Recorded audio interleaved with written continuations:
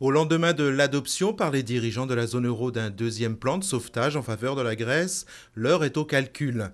Le plan de 160 milliards d'euros aura un coût pour les partenaires d'Athènes.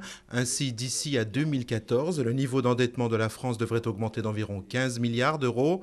Pour l'heure, cette décision satisfait les marchés financiers qui comptent tout de même surveiller de près son application.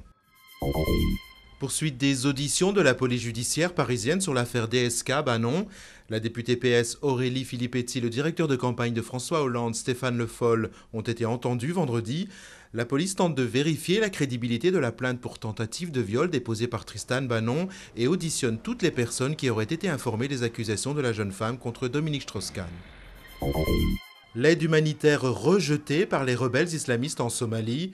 L'alerte lancée par l'ONU contre la famine n'est qu'une manœuvre selon les Chebabs. Il y a bien sécheresse, mais pas de famine, toujours selon l'organisation terroriste. L'ONU n'en démord pas et répète sa détermination à vouloir aider les 12 millions de personnes frappées par une grave sécheresse dans la Corne de l'Afrique.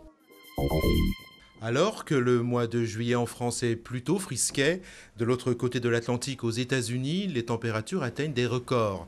42 degrés à Washington, 51 degrés dans l'Iowa.